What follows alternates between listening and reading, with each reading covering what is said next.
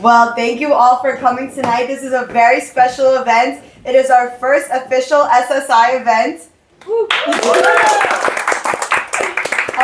We are so lucky to have Ira here today. He's very big on social media, explaining things, and we both believe that the key to building bridges is through knowledge. The more we learn about the conflict, the more we can understand each side, and he's going to do a better job of explaining that, but we're so grateful that he's here all the way from Tel Aviv.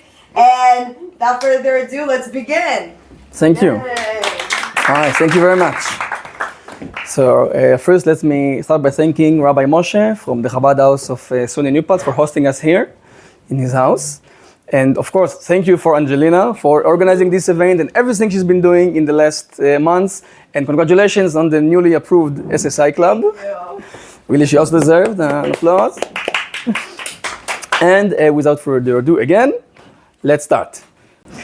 So a little bit about myself. So my name is Ira Rosenblum. If you'd like my thick Israeli accent, it's Ira. That's how you say it. I am 30 years old. I am from Tel Aviv. I live there right now with my fiancée, Nivi, who will soon be a certified psychologist, and my cute dog, Nika, who will soon be cute, like she's always.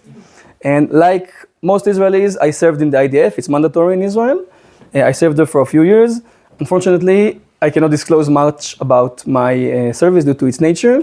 I can only show you these old pictures of me in embarrassing uniforms.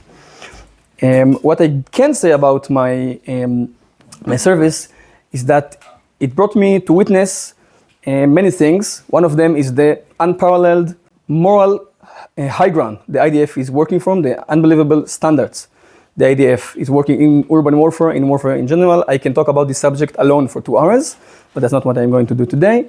The next thing that I saw a lot during my service is our enemies, the enemies of Israel. I saw a lot about how they act, how they think, and what they believe in.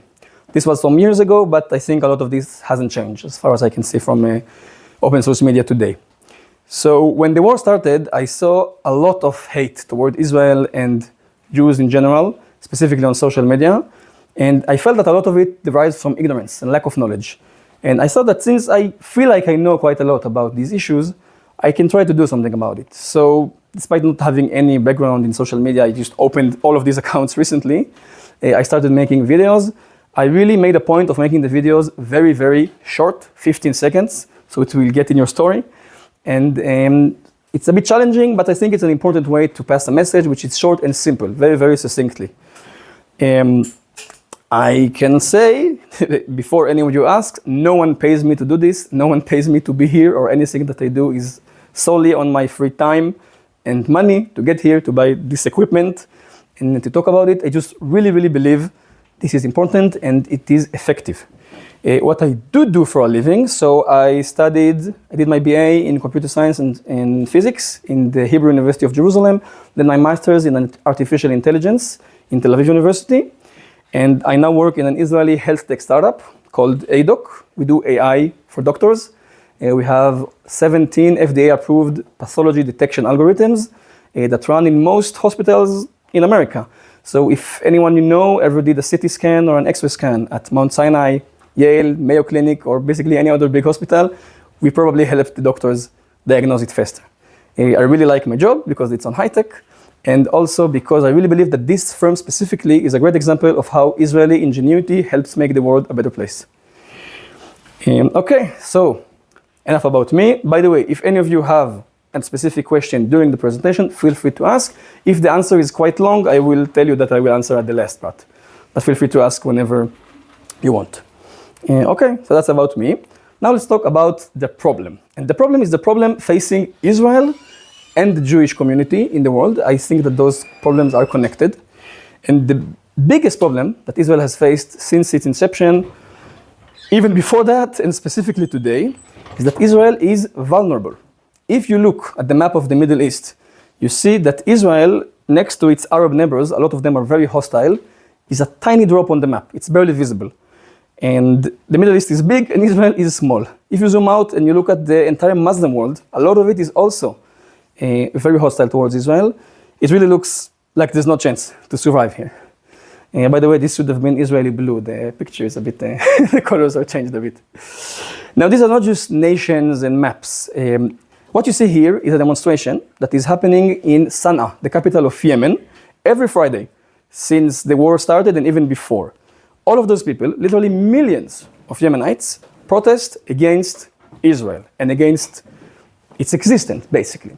And how do I know that? Let's zoom in on some of the protesters. You see that many of them are holding the same sign.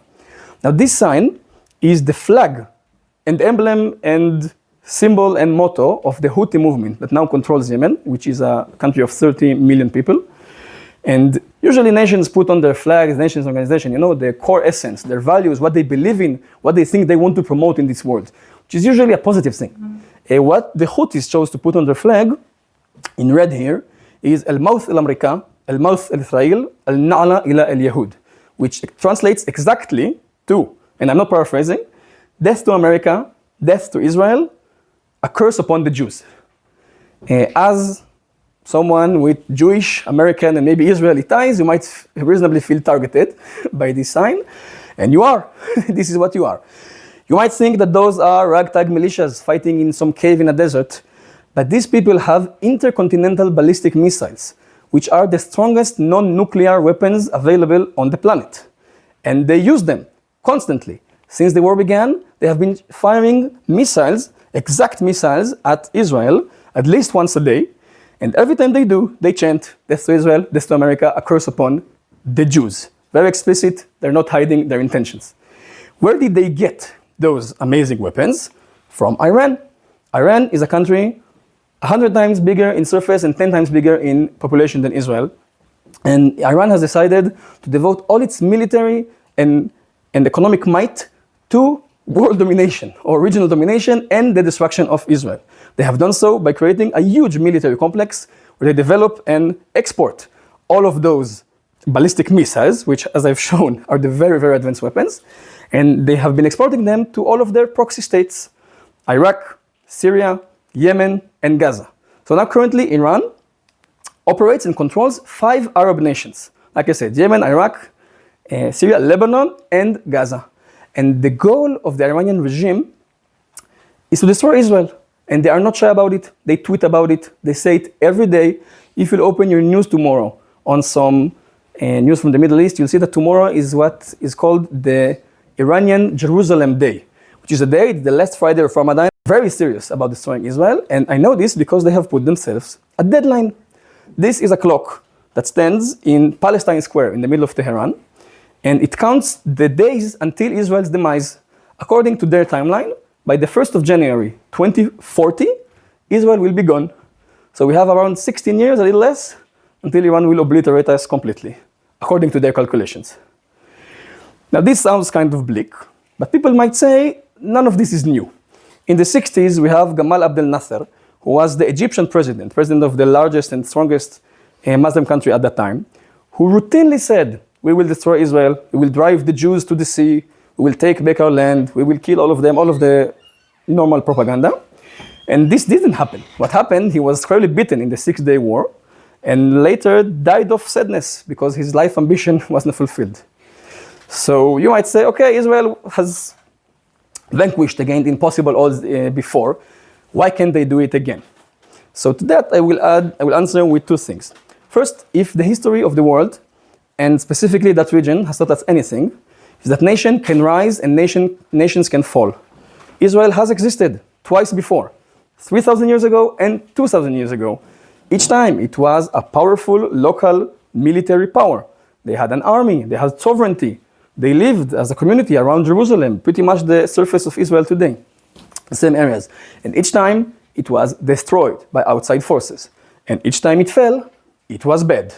A lot of blood, a lot of persecution, exiles, things that Jews remember to this day and fast every year by the Babylonians and the Romans. So yeah, nations can rise and nations can fall, and the existence of Israel is not guaranteed at all. Another thing, which is new, is this.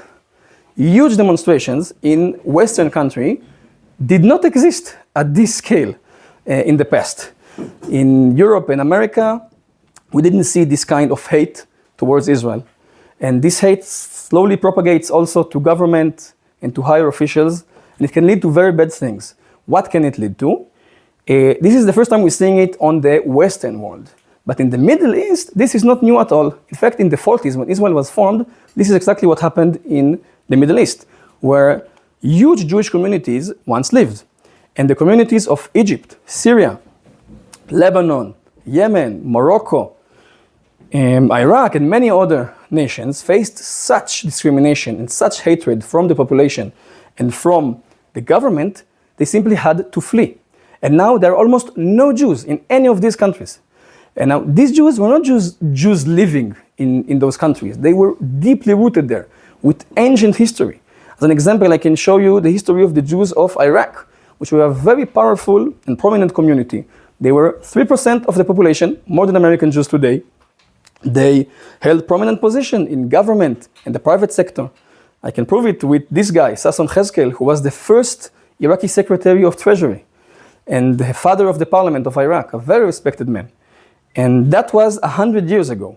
Today, there are less than 5 Jews in Iraq. Nothing is left of the community. Everyone had to flee or were killed. The last 5 Jews will die in the next decade, and that will be it. And this was a community that has been there 2,700 years. Quite a lot. The oldest Jewish community outside of Israel. So I'm saying all of these things without even mentioning what happened to the Jews of Europe last century, not to scare you, but to show you that there is a problem. And this problem is on both sides of the ocean. It is on this side of the ocean because we've always seen that what starts in Israel never ends in Israel. And anti-Israel riots and demonstrations often turn into anti-Semitic ones, which harm the local population, local Jewish population. And the second thing is that American support for Israel, American military support, has been one of the main pillars of Israeli security in the past decades.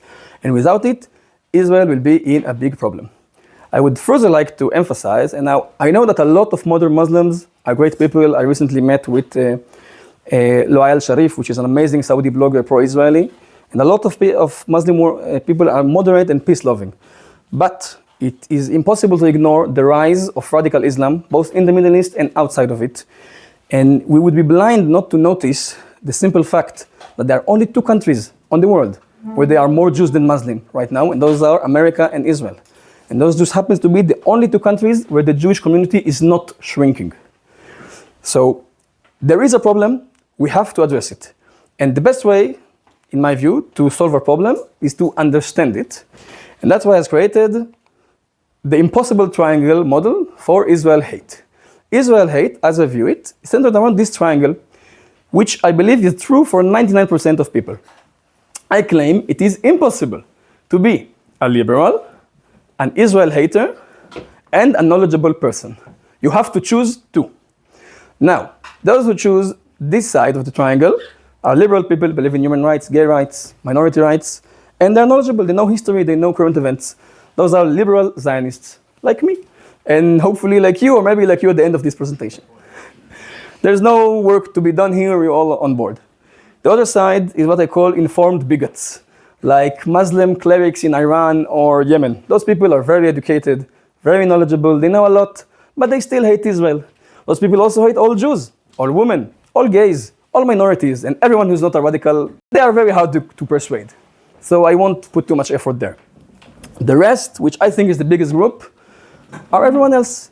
People who are liberal, who believe in good things. We don't want war. We don't want people to die. We want rights for everyone. We want self-determination for everyone. But we don't really know much about what is going on. So everyone is hating Israel. Let's hate Israel too. Now, the enemies of Israel in the battlefield and also in the media arena, they also understand these facts. And they know that it's very hard to hate Israel if you're a liberal and you know stuff. So what they do, they use a specific propaganda method, which they perfected. I call it propaganda by omission. It means they only tell you half the story or less. And this is an extremely potent propaganda method. I'll explain by an example. Imagine I were to tell you right now about an ancient and historic nation filled with indigenous people who have been living in their land for thousands of years, until one day, white imperialist, colonialist Europeans came, invaded their land, killed millions of their civilian population, occupied their land for years on end, ethnically cleansed huge parts of it and eventually brutally executed their democratically elected leaders. Now, all of this sounds horrible, and if you have a heart, when hearing that, you will automatically have sympathy for those people, right, and their country. The problem is that everything I just described perfectly described Nazi Germany. All of this is true for them too. They had an historic nation that existed for millennia. They were invaded by French and British, who are white colonialists, cannot deny that. 2 million civilians, Nazi civilians, are estimated to have been killed in this war, Second World War. Their country was occupied for decades, part of it for a long time, by foreign powers. Huge parts of it were completely ethnically cleansed. You don't meet any Silesian or Pomeranian Germans now because they do not exist in the last 80 years. They were completely ethnically cleansed from their homes. And yes, in the Nuremberg trials, most of the surviving Nazi leadership was executed by the invading forces. Now, even knowing all of these horrible stuff that happened to the Germans, I'm pretty sure you are still not sympathetic to the German cause in World War II, because you have knowledge. You know what they did, and you know what happened in this war. But if you didn't, you couldn't battle this misinformation or this partial information I just threw at you. So let me show you some examples from our conflict with very similar tactics of propaganda by omission.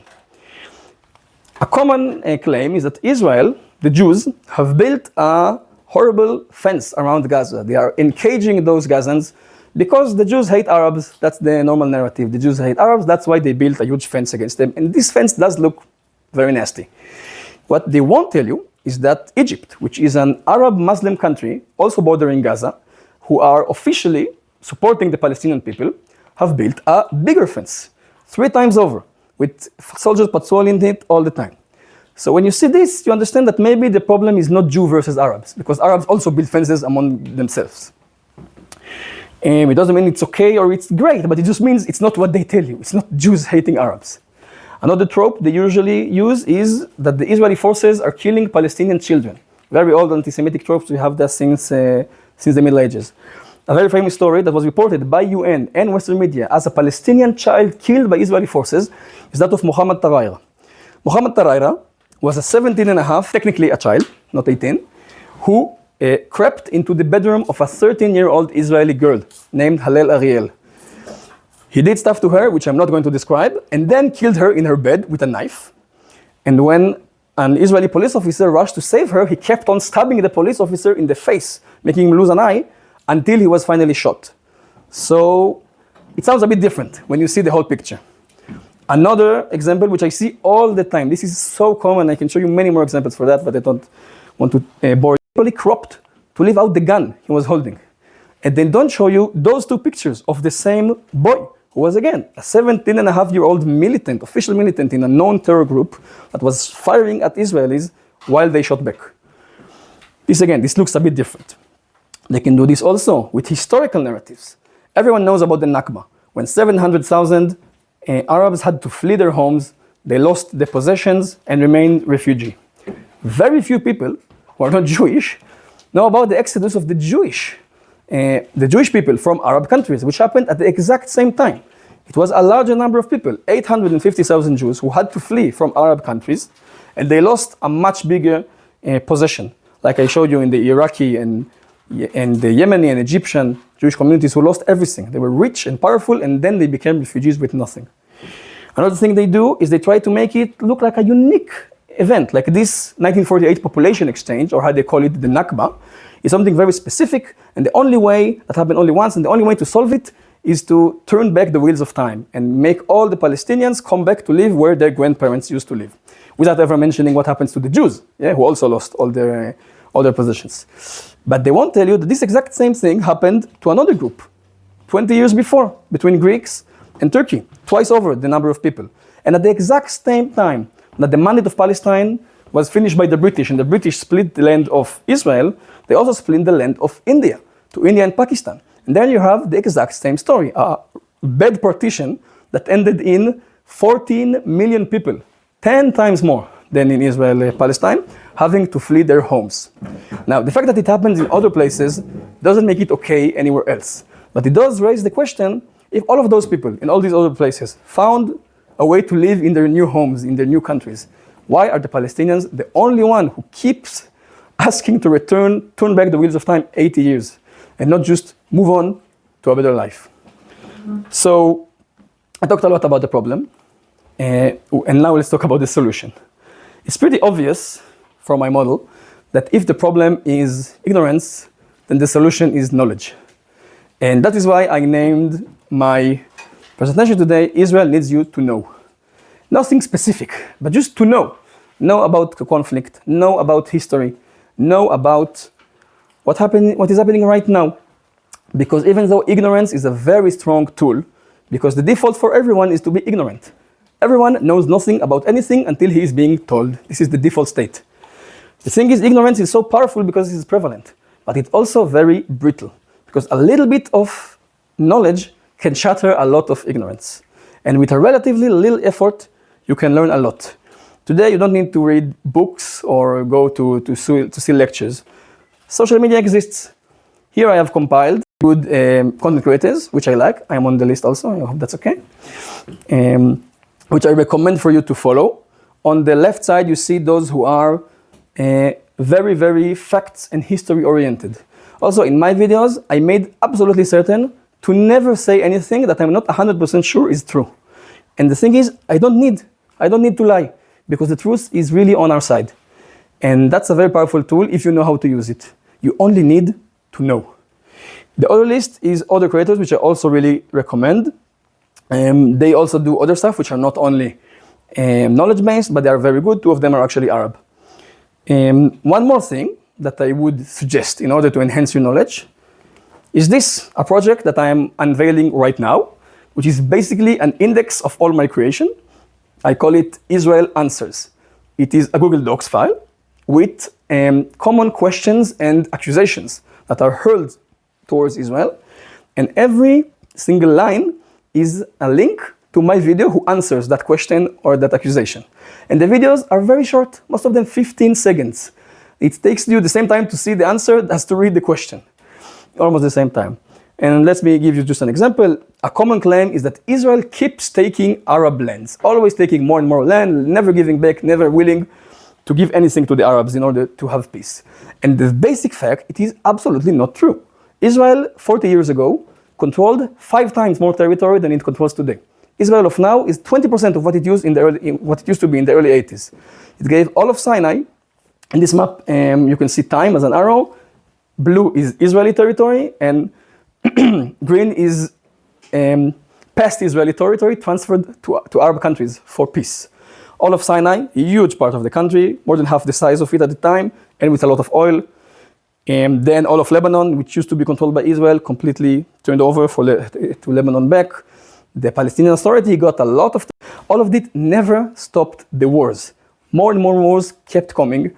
And the Palestinian demands, which you can see illustrated in the last panel, are still the same.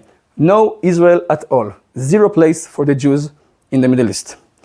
To access all of this knowledge, and I assure you 100% of it is completely accurate, I dare you and double dare you to find any mistake I did. I really made sure to be completely accurate and only fact-based. And also nice, I don't say anything vile towards anyone, because our goal eventually is not to exterminate anyone, but just to live in peace. That is what I believe, at least. You can also use this QR code to access this page. Welcome to scan it right now. I will also post it on my social accounts, which Angelina will probably share too. And yeah, I invite you to follow me and everyone else on this list. This list will also be on this document. It is still a work in progress because I made it specially for you. So it will be updated soon with more answers, more questions, and also all of them, maybe even the link to this presentation itself. So to conclude, the problem is ignorance. The solution is knowledge. You have the power to earn knowledge very quickly and very easily today. And so the next time you hear a bigot or an anti-Semite or an anti-Israeli person say something which you know is wrong and you know how to correct him, it will be very easy for you to do it.